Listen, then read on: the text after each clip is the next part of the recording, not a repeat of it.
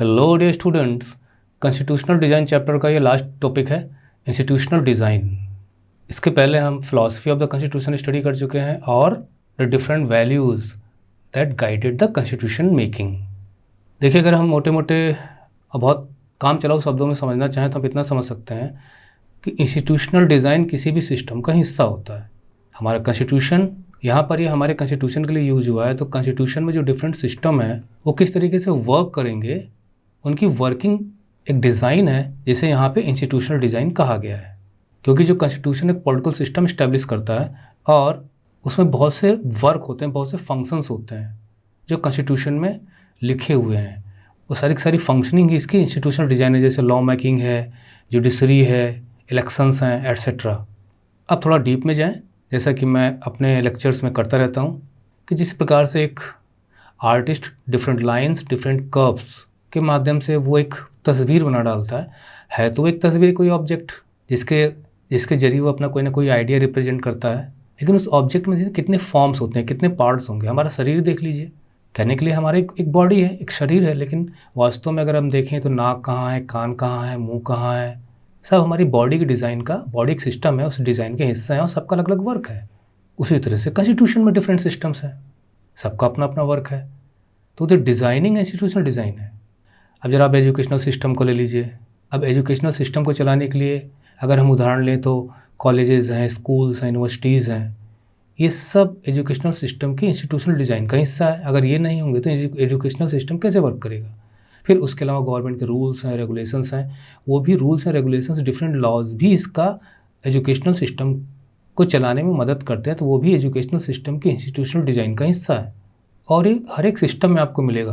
अब जैसे उदाहरण के लिए मान लीजिए, अगर हम सोशल लाइफ अपनी देखें तो हमारी सोशल लाइफ के इंस्टीट्यूशनल डिज़ाइन में देखिए, हम बर्थडे मनाते हैं, मैरिज फंक्शंस होते हैं, ये भी हमारी सोशल लाइफ के, हमारी लाइफ के जो हम जीते हैं लाइफ जर्नी, यानी हमारे जीने के तरीके का हिस्सा है और एक परंपरा का भी हिस्सा है। तो ये भी इंस्टीट्यूशन है। मैरिज इज एन इंस्टीट्यूशन, इसे आप सोशल इंस्टीट्यूशन कह सकते हैं।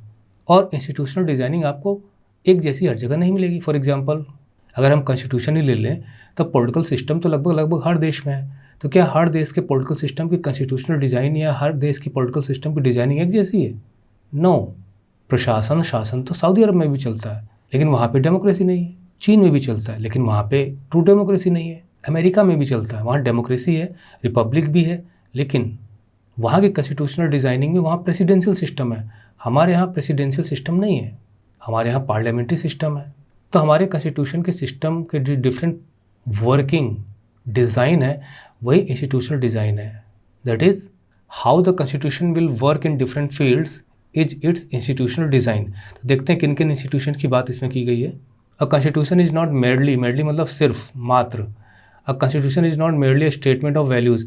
कॉन्स्टिट्यूशन में जैसे कि हमने पढ़ा था कि वैल्यूज़ हैं, फिलॉसफी है, तो सिर्फ उसमें वैल्यूज़, फिलॉसफी लिखी नहीं गई हैं। एज वी नोटेड अबव, जैसा कि हमने ऊपर देखा, constitution is mainly about embodying these values.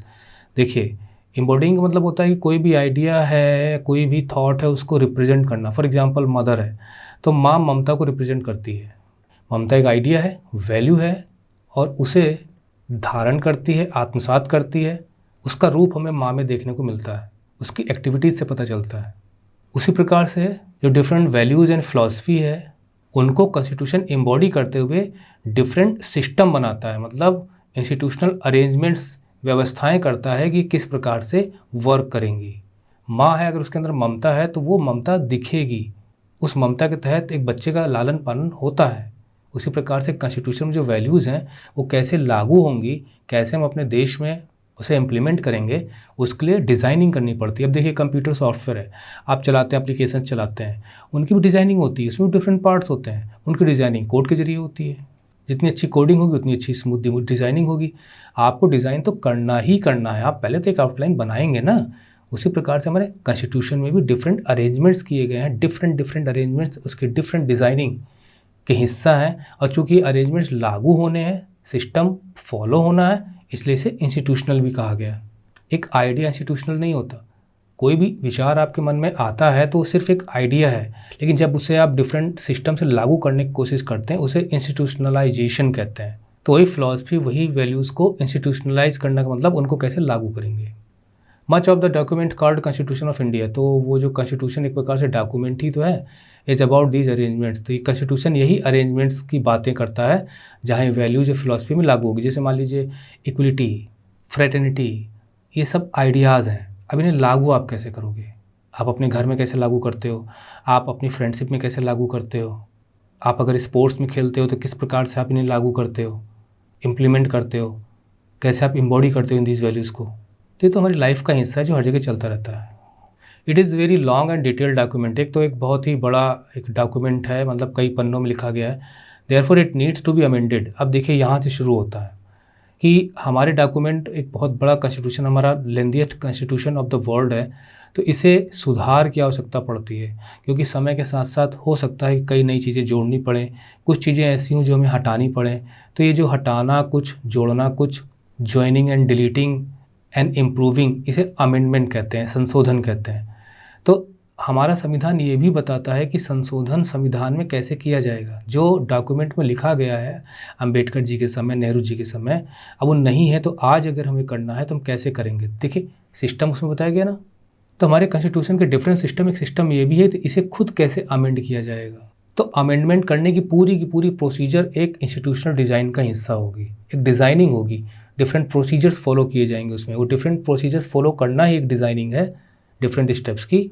और कैसे अमेंडमेंट होना चाहिए, एक विचार है, आइडिया है। अब कैसे करेंगे, वो जो करने की व्यवस्था आप लागू करोगे, this is called making institution या institutionalising your idea quite regularly to keep it updated. तो हमारा कॉन्स्टिट्यूशन अपडेटेड रहे, इसके लिए अमेंडमेंट की आवश्यकता पड़ती है। Those who crafted the Indian constitution felt that it has to be in accordance with people's aspiration. तो जिन्होंने इस कॉन्स्टिट्यूशन को क्राफ्ट किया था, है ना, आप क्राफ्ट बनाते रहते हो, प्रोजेक्ट के जरिए डिज़ाइन करते रहते हो, तो जो बहुत ही सलीके से, ढंग से इस कॉन्स्टिट्यूशन को बनाया गया है, उन्हें पता था कि इसे समय के साथ साथ और लोगों की आकांक्षाओं को पूरा करने के लिए इसे अमेंडमेंट की आवश्यकता पड़ेगी। जैसे सोसाइटी में चेंजेस आएंगे वैसे अमेंडमेंट करने पड़ेंगे। जैसे आजकल देखिए सोशल नेटवर्किंग का ज़माना है और कितनी फेक न्यूज़ फैलती है, जिसकी वजह से कितने इंसिडेंट्स होते हैं। तो जब ये कॉन्स्टिट्यूशन बना था उस वक्त ऐसी कोई बात नहीं थी। इंटरनेट जैसी चीज़ पे, सोशल नेटवर्किंग जैसी चीज़ों की उस वक्त उनका एग्जिस्टेंस नहीं था, तो कॉन्स्टिट्यूशन उनका जिक्र नहीं। लेकिन आज हमें कंट्रोल करना है उनको, उनके लिए कानून बनाना है, तो निश्चित हमें संविधान में कोई चीज़, नई चीज़ें जोड़नी पड़ेंगी, नए सब्जेक्ट जोड़ने पड़ेंगे, नए विषय जोड़ने पड़ेंगे, नई चीज़ें जोड़नी पड़ेंगी। तो अगर कॉन्स्टिट्यूशन में अगर वो लिख के गए होते कोई इसमें ज्वाइनिंग नहीं हो सकती, कुछ अमेंडमेंट नहीं हो सकता, तो कॉन्स्टिट्यूशन फिर तो वो पास्ट का हो जाता ना। लेकिन हमारे संविधान को इस तरह से बनाया गया है कि वो नए समय के साथ साथ इसमें नई चीज़ें जोड़कर, पुरानी चीज़ें हटाकर इसे एडजस्ट किया जाता है अपडेटेड रखने के लिए। यानी हमारा कॉन्स्टिट्यूशन काफ़ी फ्लेक्सिबल है। They did not see it as a sacred, static and unalterable law. देखिए कितने अच्छे वर्ड्स यूज़ किए गए हैं। उन्होंने इसे बहुत ही पवित्र, कि अब कोई बदलाव किया नहीं जा सकता, वंस डन एंड डन। अगर आप बदलाव करोगे तो भी पवित्र नहीं रह जाएगा, डाइल्यूटेड हो जाएगा, इसमें मिलावट हो जाएगी। उन्होंने कहा नो, कोई इस तरह सेक्रेट नहीं समझना। स्टैटिक का मतलब जिसमें कोई चेंज ना हो, एक जैसा रहे। अनअल्टरेबल का मतलब, ऑल्टर का मतलब तो बदलना, यानी जिसमें कोई बदलाव ना किया जा सके। तो उन्होंने कॉन्स्टिट्यूशन को कोई ऐसा लॉ नहीं बनाया कि जिसमें कोई बदलाव ना किया जा सके। कॉन्स्टिट्यूशन भी अपने आप में एक लॉ होता है, आपको पता होना चाहिए। Constitution is the supreme law of the land. किसी भी देश के जो भी कानून होते हैं, उन कानून में सबसे बड़ा कानून संविधान होता है। सो दे मेड प्रोविजंस, प्रोविजंस मतलब ऐसी व्यवस्थाएं की गई, ऐसे अरेंजमेंट किए गए, ऐसे कुछ उसके अंदर लिख के गए वो लोग कि incorporate changes from time to time. Incorporate मतलब होता है कि चीज़ों को शामिल करना, तो समय के साथ साथ बदलाव किए जा सकें, ऐसी व्यवस्था वो उसके अंदर करके गए, ऐसा अरेंजमेंट वो उसके अंदर करके गए, ऐसा कुछ उसके अंदर लिख के गए कि समय के साथ साथ उसमें आप बदलाव कर सकते हो। और जो व्यवस्था वो करके गए, यानी कि अमेंडमेंट जो है एक प्रकार से एक आइडिया था उनका कि इसमें अमेंडमेंट होना है। अब इसके लिए जो डिफरेंट प्रोसीजर्स बताए गए, ये इसे कहेंगे, इसका इंस्टीट्यूशनलाइजेशन कर दिया गया। This changes are called constitutional amendments, और इन्हें कॉन्स्टिट्यूशनल अमेंडमेंट्स कहा जाता है। हिंदी में संविधान संशोधन। हमारे यहाँ 100 से भी ज़्यादा संविधान संशोधन हो चुके हैं। The constitution describe the institutional arrangement in a very legal language. हाँ भाई देखिए, अब चूँकि एक प्रकार से लॉ ही है, तो लीगल लैंग्वेज का प्रयोग हुआ है। यानी अगर आपको कॉन्स्टिट्यूशन पढ़ने के लिए दे दिया जाए तो आप उसको ठीक से समझ नहीं पाएंगे, है ना। If you read the constitution for the first time, अगर आप इसे पहली बार पढ़ेंगे, be quite difficult to understand. Difficult to understand, आप समझ नहीं पाएंगे। Yet the basic institutional design is not very difficult, लेकिन जो उसका बेसिक जो ताना बाना है, नेटवर्क है सिस्टम का, डिफरेंट डिफरेंट फंक्शंस हमारे कॉन्स्टिट्यूशन में लिखे गए हैं, उनको समझने में कोई ज़्यादा दिक्कत आनी नहीं है। तो वो हम इसमें बुक में आगे पढ़ेंगे भी अलग अलग चैप्टर्स में। Like any constitution, the Indian constitution lays down a procedure for choosing persons to govern the country. देखिए, अमेंडमेंट एक सिस्टम हो गया, ठीक है, हमारे कॉन्स्टिट्यूशन की इंस्टीट्यूशनलाइजेशन का, डिज़ाइन का एक हिस्सा हो गया, एग्जाम्पल। दूसरा, choosing a person to govern the country, किस प्रकार से choosing a person to govern the country. अब अमेंडमेंट से इसका कोई लेना देना नहीं, amendment is a different thing and choosing is a different thing. Means कि कॉन्स्टिट्यूशन वही है, ठीक है, जिसने अभी हमें ये बताया था कि इसमें अमेंडमेंट्स होंगे। अब एक प्रकार से, किस प्रकार से कोई गवर्नमेंट चुनी जाएगी, अब इसका सिस्टम अलग है, इसका सिस्टम अलग है, और सब कॉन्स्टिट्यूशन में लिखा गया है।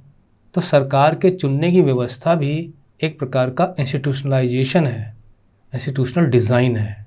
और ये डिज़ाइन हर देश की एक जैसी नहीं होती, कहीं तो ये व्यवस्था ही नहीं है कॉन्स्टिट्यूशन में, जैसे अरब के कई मुल्कों में।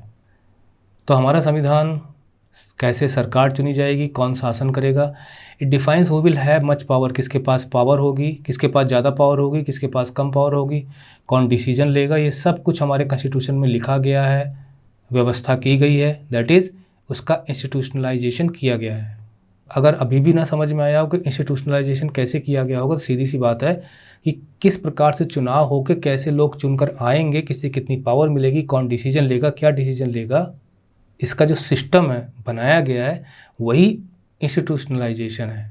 जैसे मैंने आपको बताया था, किसी आइडिया को, किसी विचार को जब आप सिस्टम के जरिए लागू करने की कोशिश करते हो, this is called institutionalisation and it puts limits to what the government can do. उसके अलावा जो है कि गवर्नमेंट जो है, लिमिट्स भी गवर्नमेंट के ऊपर होती हैं। ज़रा बताइए आप, अभी इसी ट्यूटोरियल मैंने आपको बताया था, जब हमने पढ़ा था कि what is the importance of the constitution, तो बताइए क्या लिमिट गवर्नमेंट पे होती हैं।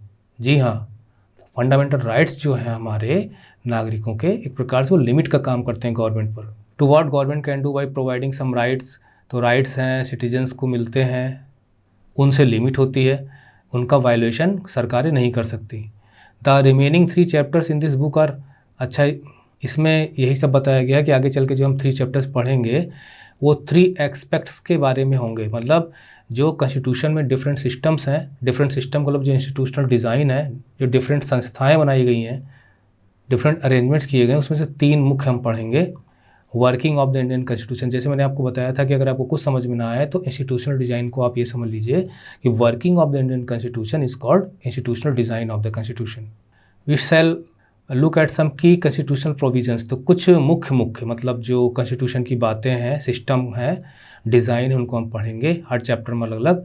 And how they work in democratic politics, democratic politics में कैसे वर्क करती है। डेमोक्रेटिक पॉलिटिक्स का मतलब जहाँ पर सरकार लोगों के द्वारा चुन के आती है, तो वहाँ के उस देश में किस प्रकार से वर्क करती हैं। But this text book will not cover all the salient features of the institutional design in the Indian constitution. The Indian constitution में तो बहुत सारी बातें हैं, तो वो सारी की सारी नहीं कवर होंगी, कुछ ही हम कवर करेंगे। Some other aspects will be covered in your text book next year. तो ये जर्नी आपकी डेमोक्रेटिक पॉलिटिक्स की जारी रहेगी, और इसका सेकेंड पार्ट जब 10th में आप पढ़ेंगे तो वहाँ हम और भी डिफरेंट डिज़ाइनिंग सिस्टम को पढ़ेंगे। हालांकि हो सकता है अगले साल नई बुक्स आ जाएँ तो कुछ चेंजेस देखने को आपको मिल सकता है ना, न्यू एजुकेशन पॉलिसी के तहत काफ़ी कुछ चेंज होने जा रहा है, नई बुक्स लिखी जा रही हैं, तो देखा जाएगा।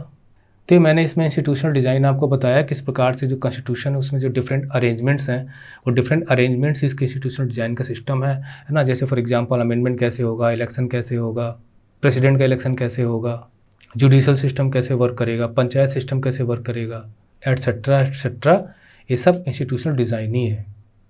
और इसके अलावा जो यहाँ पे जो आप देख रहे हैं यहाँ पे है, और ये देखिए यहाँ पे भी अलग अलग से जगह जगह जो दिए गए हैं चीज़ें, जैसे ये सब है, तो ये सब कुछ हमारी वेबसाइट पे आपको मिल जाएगा, वहाँ जाकर देख सकते हैं, इनके आंसर्स को देख सकते हैं। So ending this tutorial here, thanks for watching.